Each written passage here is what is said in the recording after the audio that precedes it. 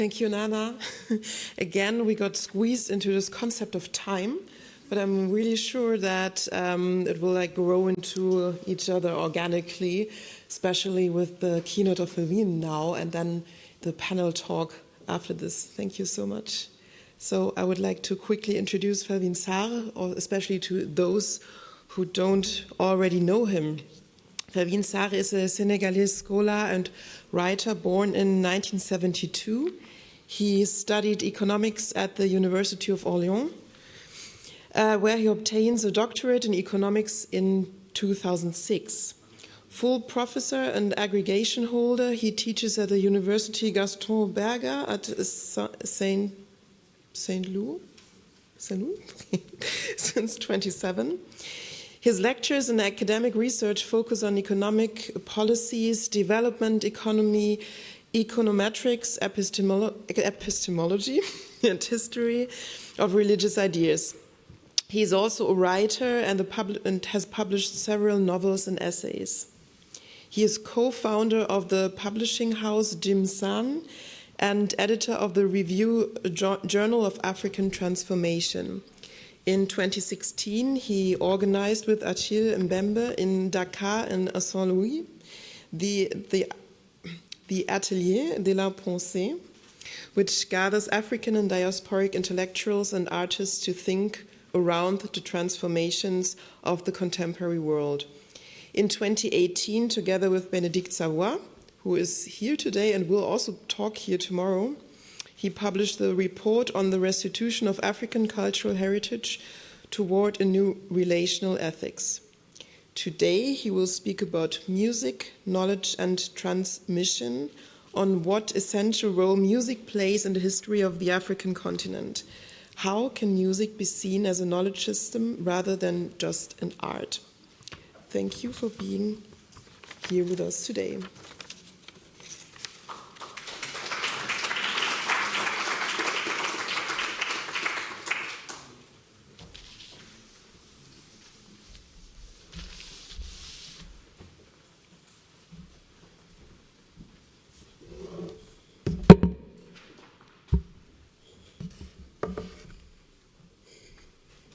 I would like to start by saying that I'm very happy to be here in Berlin and to have an in-person meeting after this long month of being on Zoom and talking, through mediation. I would like to thank Isabel and Mahret for inviting me. And I'm very happy to talk after Nana Oforiata around the topic of music. And I'm very interested in her work around ecologies of knowledge. Actually, I'm in Duke University, I'm teaching there, and my program of research is also called Ecologies of Knowledge, with this idea that there is more than the Western archive or the way of knowing, and probably we have to rely on a wider vision of what knowledge is, how knowledge operates, to respond to all the challenges we have. So today I'm going to talk about music and African society, and one of the work I'm doing there is to show that other sides of knowledge exist. The body is the side of knowledge, music is the side of knowledge, and it's not just about sensibility or self-expression, it's go beyond that. And how we can trace the knowledge embedded in those sides, to widen the scope of what knowing is. So why, for me, music as an entry to better know African societies? So the epistemological question of what type of knowledge, how are they produced, or for which purpose are fundamental for Africans, I think, in their struggle for economic, political, or cultural fulfillment. Knowledge production is important because knowledge reproduces and sustains a political, an economic, or a social order. And in order to imagine and build different future, it's necessary to interrogate the enunciation of knowledge paradigms. So the unexpected lesson I am seeking is linked to how knowledge is built on African societies. If we look at the Western epistemology, this one is mainly a logocentric one. It means it's based on written text and rationality. And all the discipline in social science or in hard science, for example, history, anthropology, cultural studies, political science as well. All these disciplines are built on written text in a way of challenging the exclusivity of the logocentric episteme, as well as the reason defined by written mode is to acknowledge the plurality of mode of knowings and ways of archiving knowledge first, but also to acknowledge or to explore the existence of other libraries and sites of knowledge, such like orality, material culture, bodies, music, and the various topographies of social discourses.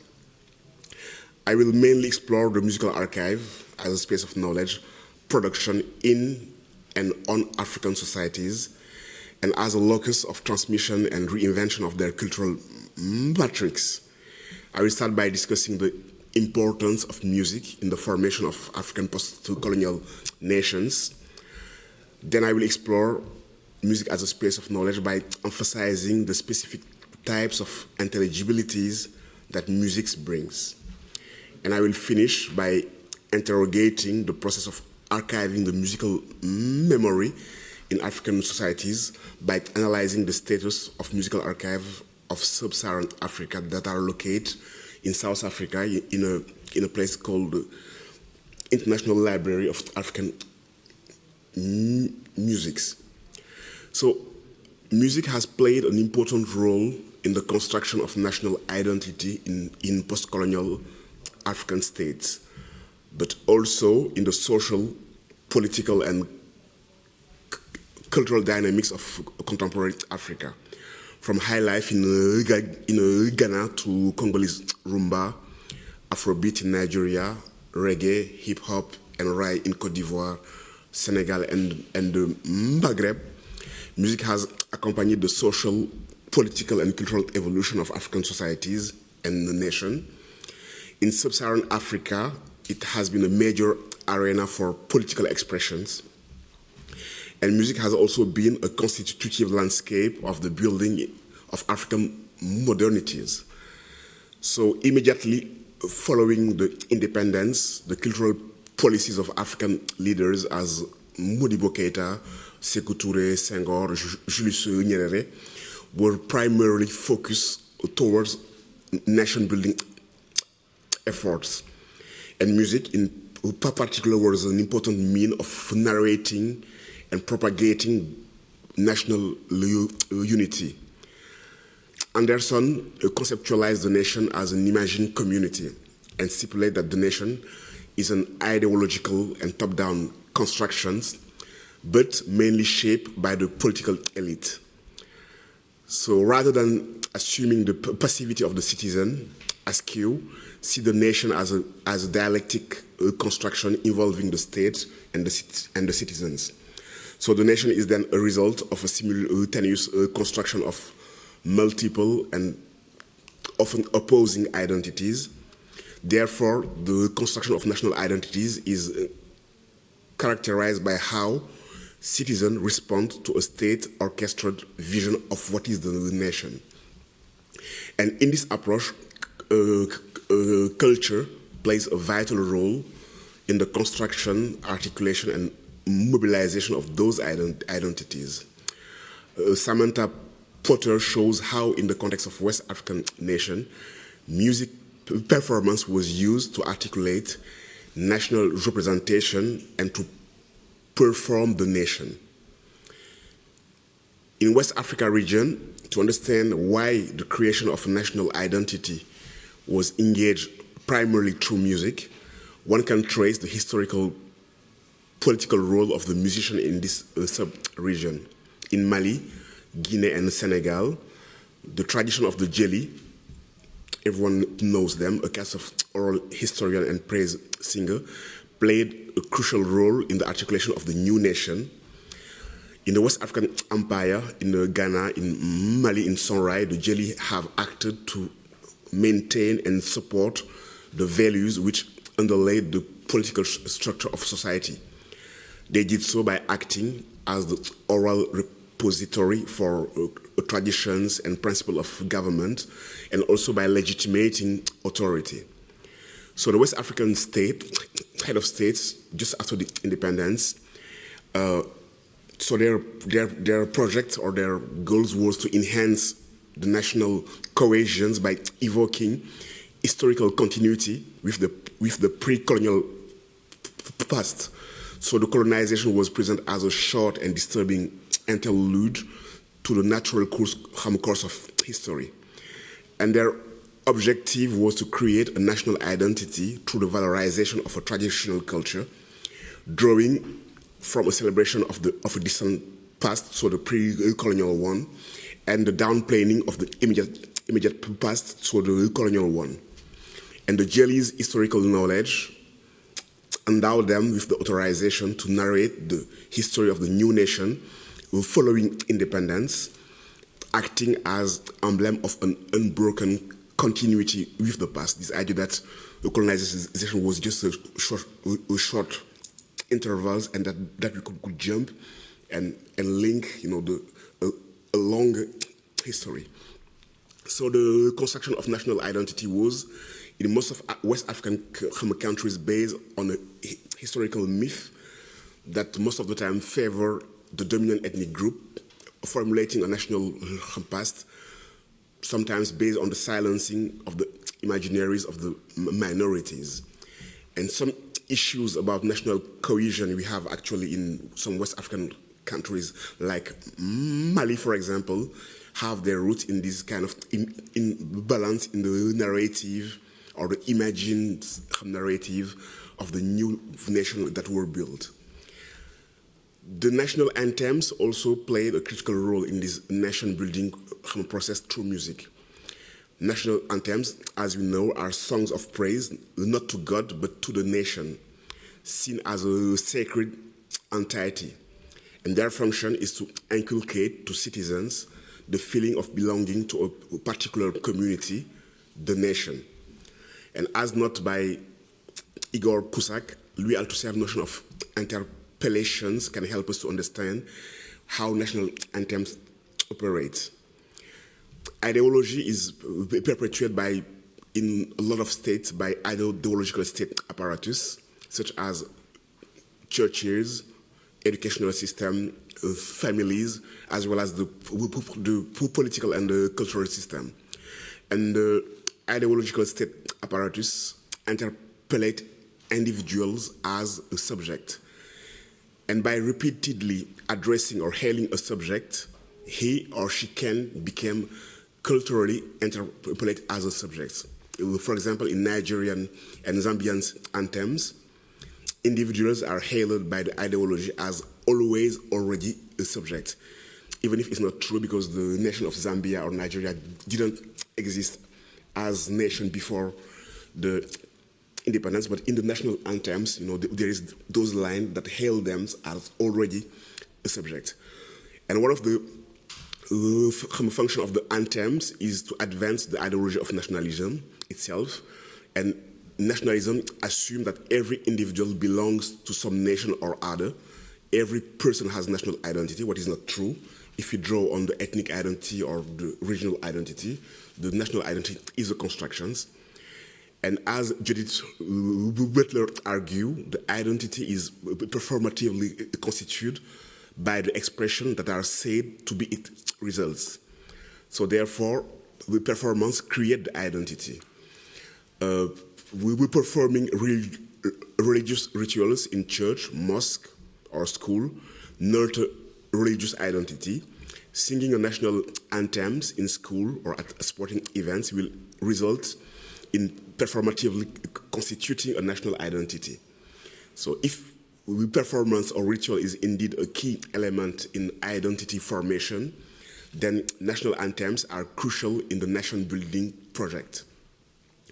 In South Africa, where after the apartheid era, the national anthem was at the core of the building of the new rainbow nation. It was a very difficult building because they put together two different anthems, the anthems of the South, of the National African Congress, Nkosi Silike, and the national and the anthem of the Boer peoples, and they tried to put them in different tones to create national anthems. And when you went to the football stadium, when the National African Congress part was sung, so the black people were roaring and singing, and when the Boers part was sung, they remained silent. And when you go to a rugby play, it was the same. When the Nkosisi Kele was sung, the white people were silent, and when the Boers part was sung, they were roaring.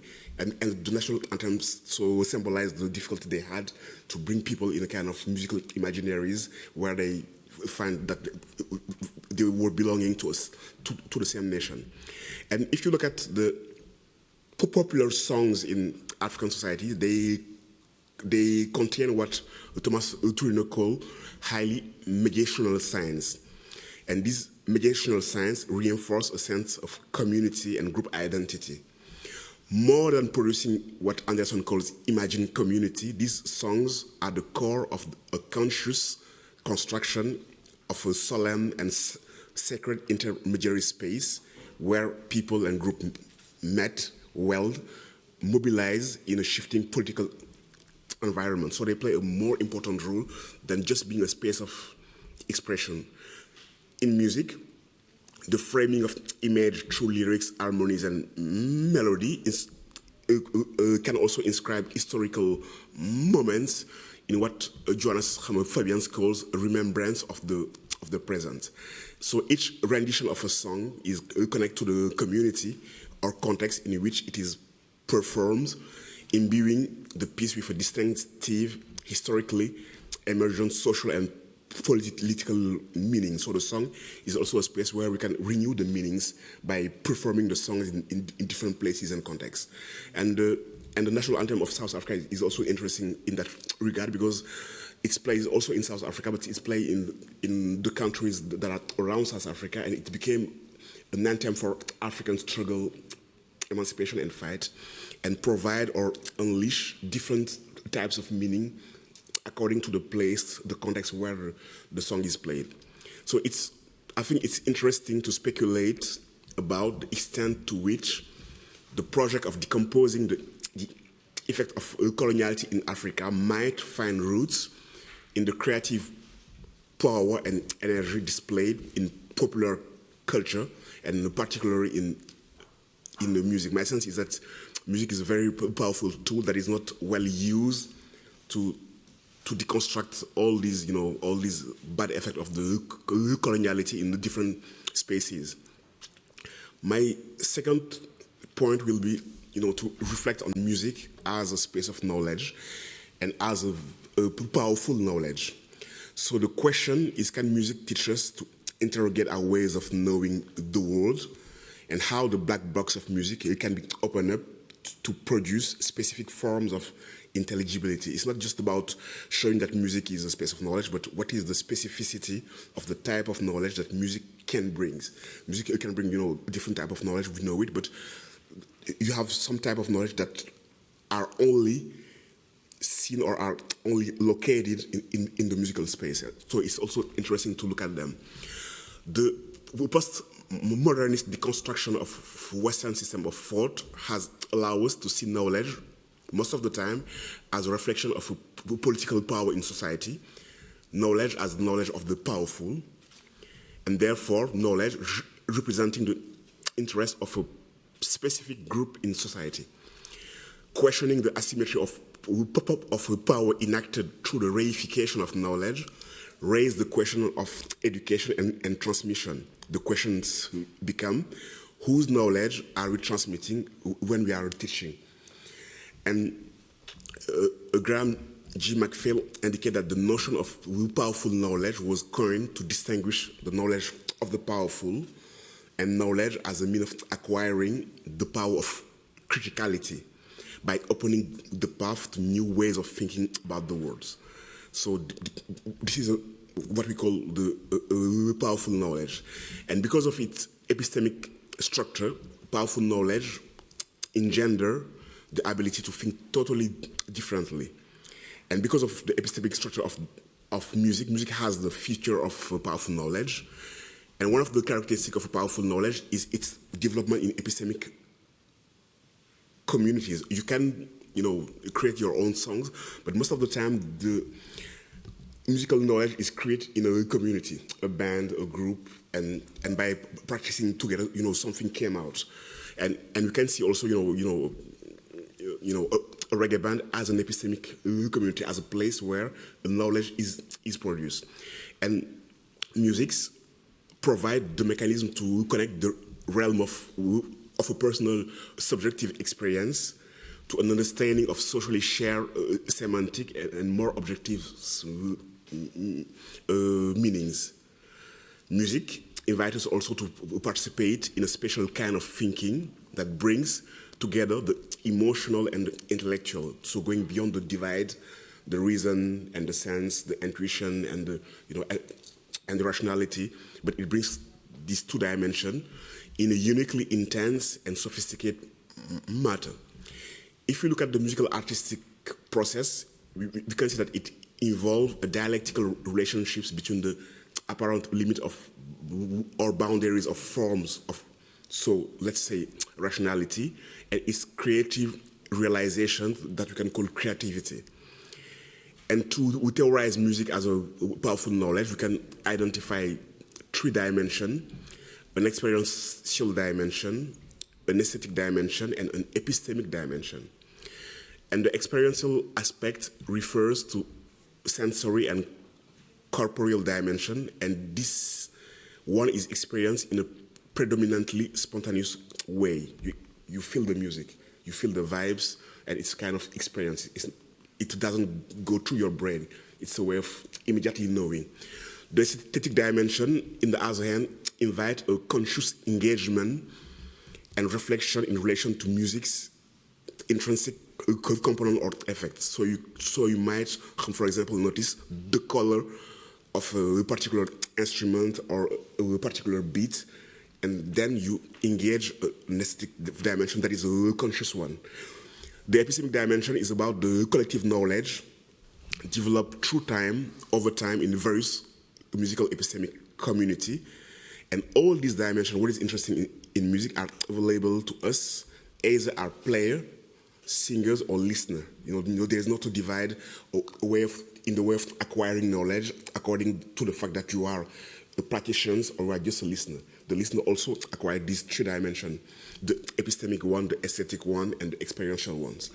It's why it's a very powerful knowledge. And a powerful knowledge, as a powerful knowledge, music enables to move from the realm of a personal subjective experience, to understand more socially shared meaning, but beyond prediction and explanation, music also has the potentiality to engender form of a collective representation and engagement, providing a mean to both connect individual to their society and to transcend, and I think it's very interesting here, the limits of individual experience, how to go beyond my own experience and to connect it with a wider range of experience.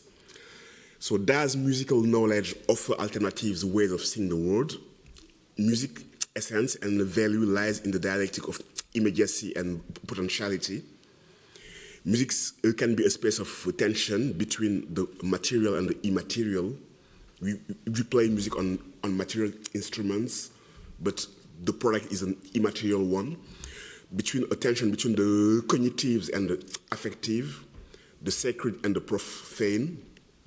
And its way, music acts as a symbol of human limits and boundaries, but go beyond them and reveal the potentialities that we have beyond these limits and this boundary. Joël Lemarec and François Ribach, they show that throughout the 18th, the 19th, and the 20th centuries, music and sound took an important place in the elaboration of the discourse and field of science. Music was an essential concept for astronomers in the Middle Age, while harmony and music were also vital for figures such as Kepler or Leibniz. Similarly, many contemporary composers or contemporary music theorists have drawn a parallel between music and mathematics and have tried to reproduce natural phenomena in their music. Lanix Renakis, Messiaen and the Birds, etc. But the problem with this attempt to link music and science, or with this analytical musicology, is that it bears barely very little relationship to the experience of the listener. In this way of linking music with science, the listener is kept out of the door. And if we look at the sound studies, just the sound as a phenomenological notion, just the sound, not trying to theorize it, the sound studies remind us that just like a sensory experience, the word is a sensory experience. The word is Portian, and the word can also be listened to. So we can listen to the word. More than trying to understand it in a rational way, we can just listen it. And the act of listening and practice of attention, they can be connected to a critical interrogation about ways of knowing. So listening as a way of knowing. And listening offers an access to the various epistemic qualities of music. Silence is one of the epistemic qualities of music. And silence can also be seen as a social operation and a form of knowledge. In the Western world, some types of music have been represented in the form of musical scores, in which notes represent the duration and pitch of sounds. And this type of coding, the music through scores, generates huge transformation, in particular in music publishing. Firstly, musical scores allow publishers to commodify their work. A composer can print a score, and this score can be, in fact, performed in several different places, even simultaneously, without the publisher or the composer needing to play it. So therefore, all those who know how to read the score in silence, or use what musicians call solmizations, it means translating into sound without the support of an instrument. If you just read the partition or a score, so you can transform it just without having an instrument. And the people that are endowed with this privilege, they can, play this music. So the score does not make the music silent, but it makes music silent for those who do not know how to read scores. So it's possible to explore silence not as an effect of the power of silencing, but rather as from a semiotic perspective. There is a kind of silence that is in itself constitute a form of knowledge. This kind of silence is discussed by Carole Delamour. She refers to how the member of a community who, out of respect for their drums and the ones who once knew how to make them resonate, they prefer not to tell ethnologists too much about how to play them and refrain themselves from playing those drums. Rather than being a form of retention, silence here is instructive, not just in terms of the word that is explored by ethnologists, but also as a lesson about academic research and how to carry out a study in which silence is not less significant. As Eduardo Cohn's Ecologies of the Selves mentioned, academics could interact with being and things without necessarily producing a symbolic object. So the silence of the drums, while they wait to be played again one day, make present forms of knowledge that usually remind us of the pluralities of ontologies. And the last point I want to raise is a kind of a case of studies, is the question of how music is archived. And I want to take the example of South Africa and how this archive is built. In a work entitled Performing the Aporia of Archive, Isabel Lambrecht have studied and analyzed the archival practice of the International Library of African Music. The International Library of African Music was established in 1954 by Hugh Tracy in South Africa. Hugh Tracy emigrated from England to South Africa after the First World War and dedicated his life archiving African traditional music. And during his lifetime, he conducted several recording tours in Western, Central, Eastern, and Southern part of Africa. And he built up a collection of over 25,000 field recordings. And this material make the ILAM, the International Library of African Music, the largest archive of sub-Saharan African music in the world. Tracy had the vision to create a textbook of what he called authentic African music by documenting all the music of sub-Saharan Africa and using this record to produce teaching materials. His objective was to, I quote him, discover, record, analyze, and archive the music of sub-Saharan Africa with the objective of establishing a theory of music making in Africa and assessing the social, cultural, and artistical value of African music. And from his point of view, the African were not aware of the value of African music, so he has to record, to do this recording and produce this teaching material to show them that they have the theory and knowledge, and also to assess the value of African music to the Western world. The work of Tracy was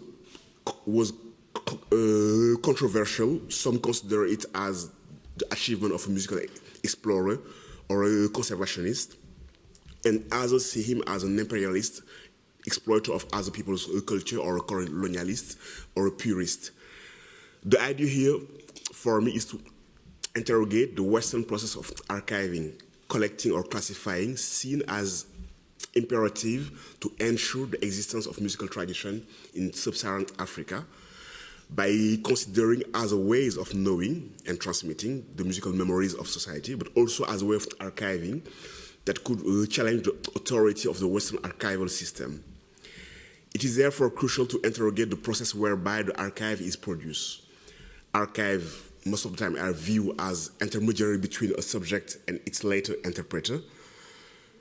Knowledge, practice, and technologies that form the core of archival practice should not simply be seen as neutral processes, but as practice that express relation of power. Van Aris pointed out that the archivists and archive can't be regarded as impartial custodians of documents and information, but should be considered as site actives in framing and producing knowledge. In other words, an archive never speaks to us by itself.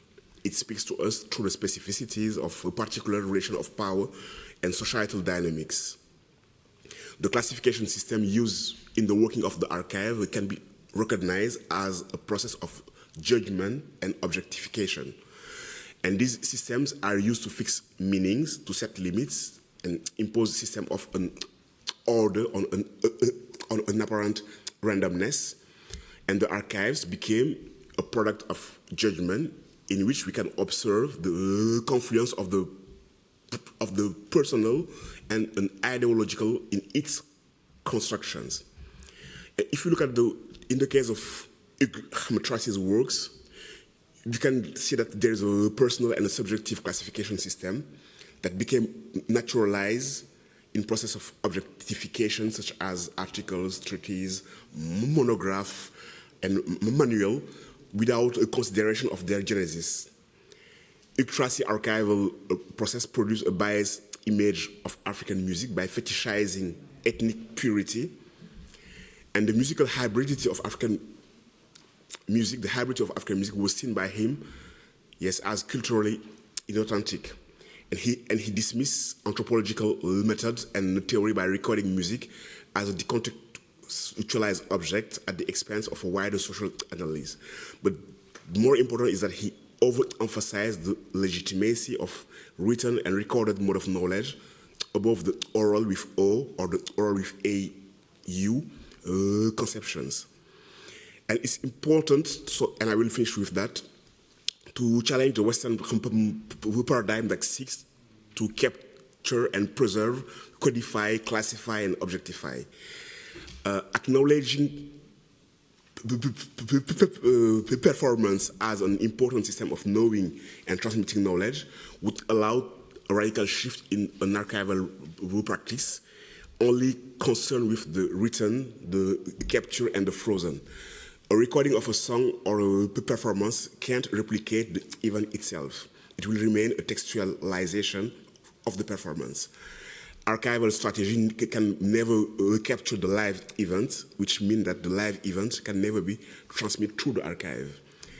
Archiving has overwhelmingly been conceptualized as the final keeper of knowledge because it claims immunity to distractions, at least for a certain time. This negates the fact that the performance also replicate themselves through their own structures and code, embodied and perform act, generate, record, and transmit knowledge. And when we examine both the archive that are supposedly lasting material, so text, document, and object, and the so-called ephemeral repertoire of embodied practice of knowledge, dance, ritual, songs, but not viewing them as opposed, but as two constructions, each working in the silence and the fracture of the other, would allow institutions involved in the active creation of a performance to become changing and briefing sites, space for the transmission of knowledge. And by decentering the value assigned to material through archival process, performing the archive literally could lead to alternative readings and enhance of materials locked in a closed systems of archiving holdings. Thank you for your kind listening.